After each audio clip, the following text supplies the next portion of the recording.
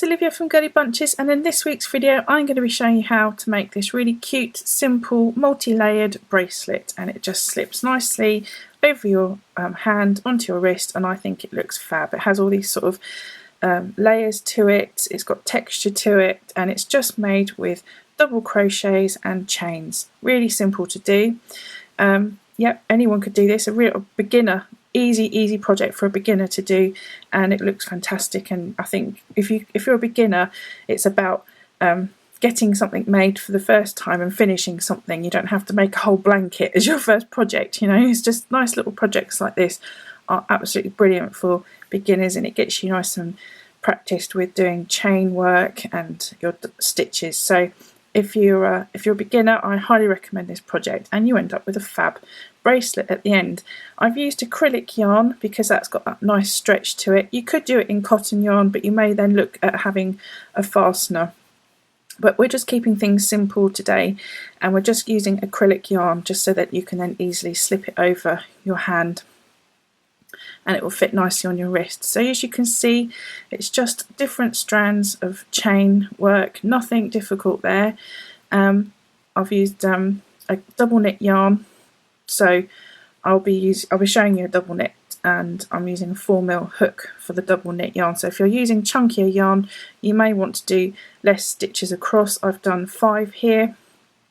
I've got 5 double crochets going across, so you know, it's entirely up to you. You make it how you want, but this is how I made this bracelet. Okay, so I've started off by doing 6 chains on my 4mm hook with some double knit yarn, and I'm using this multicoloured yarn this time because I want to see how that comes out. I'll put a link in the description box below which yarn this is, because I've forgotten. Okay, so like I said, 6 chains, and what we're going to do is going to do a double crochet into that second chain from the hook, and I call it a double crochet, but you may know it as a single. I'm British, so to me that is called a double crochet. There are links in my description boxes down below to a video that will explain the difference if you're not familiar. So do check that out. And yeah, I'm just going to do a double crochet in 5 chains remaining all the way to the end.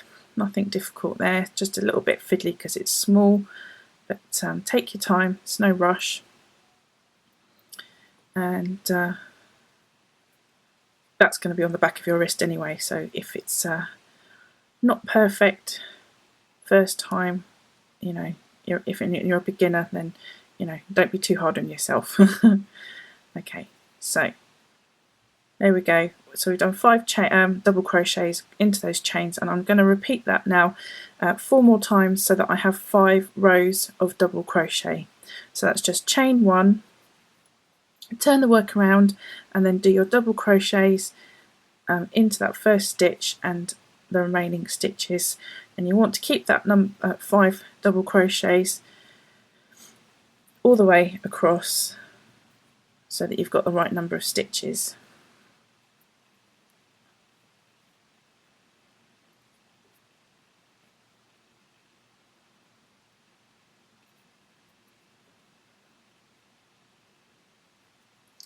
Right, so I'm going to come back when I have my 5 rows.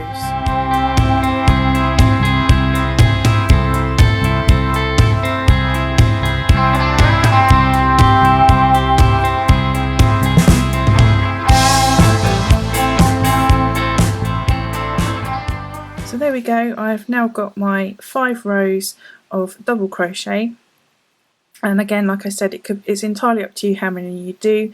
It's just however many you want to have to work into. If it makes it easier to have more, then you go ahead and have more, but just bear in mind that you'll become more visible the wider you have this part.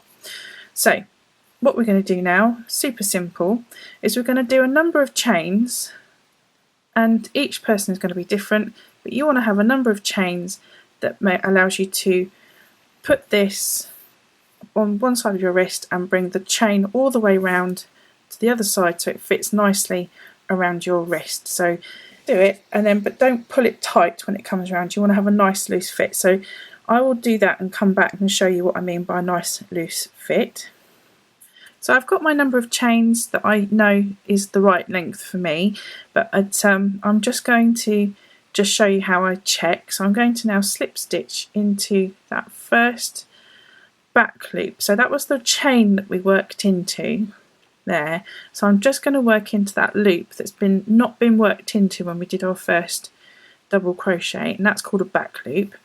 So I'm just going to do a slip stitch there, just so that I can test that this is good for my wrist. I can get that on without it being tight, because we do not want that to be tight, and if anything this will stretch a little bit but not very much over time. So you don't want it to be tight and you don't want it to be too loose. It's one of those how long's a piece of string type of questions, but if it feels like it's too tight, you need to add more stitches. If it's too loose, then you know, whatever's comfortable, however you feel comfortable with the fit. So once you've got that number of chains, you then need to just do that number of chains again, because we've just slip stitched into that chain there. So now we're going to do the same number again. Okay, so there we go, I've done that again. So now what I need to do is need to come back to where I started from, and we're going to slip stitch into that same space that we started the first strand of chains from. I'm going to slip stitch into that. Now I'm going to slip stitch into the next stitch along, and I'm just going to take the hook out and show you why I slip stitched into that same space. So I slip stitched into the same space because I started here, I worked my way round, and then I slip stitched into this bottom chain here, and then I worked another set of chains coming out of it, and I've slip stitched into the same place because if you look at it, we've got two strands coming out at the same place, and that's kind of what we're aiming for all the way across. If I show you on this one, you can see I've got two strands coming out all the way across. The only one that you won't have two strands coming out of is the final set of chains. I can't get this to focus very well, I think it's the colour. There you go. So you only got one coming out of, but that's just where you finish off, so don't worry about that. But the rest of them will be having two strands coming out. So where did I leave off? Here.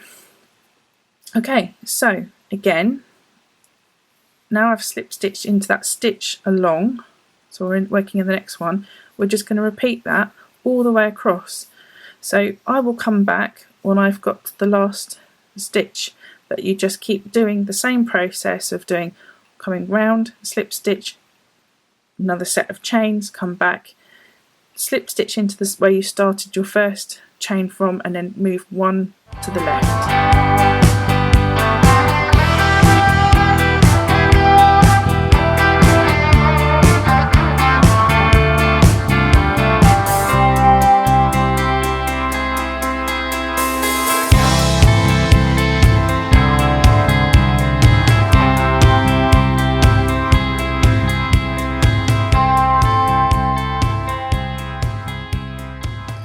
Okay, so I have now worked all the other strands, and I'm just working my last strand into my last double crochet, and I'm just going to do a slip stitch, and that's where I'm going to cut my yarn.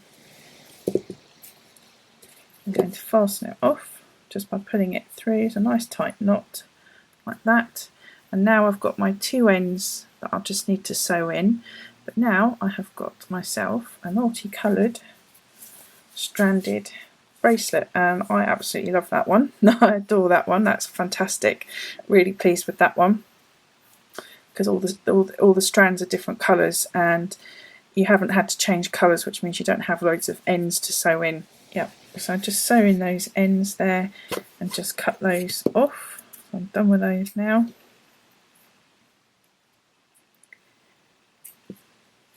And there we go.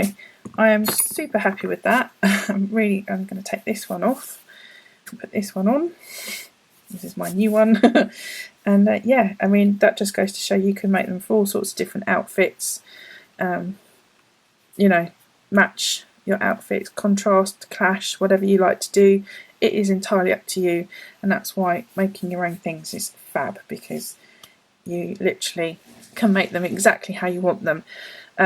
Once you've got the idea of how long you need each strand to be, you could definitely go ahead and make each sort of every other strand a different number of chains, just so long as you don't go under the number of chains that you require, and then you'd have more texture. Then you'd have more sort of hanging round and up and down like that, you know, which I think would look great as well. But yeah, I am very happy with that, and I really hope you enjoyed this project. I think I love it, so I hope that you do. I would love you to give me a thumbs up, because giving me a thumbs up means that you've liked this video, and that really helps my channel.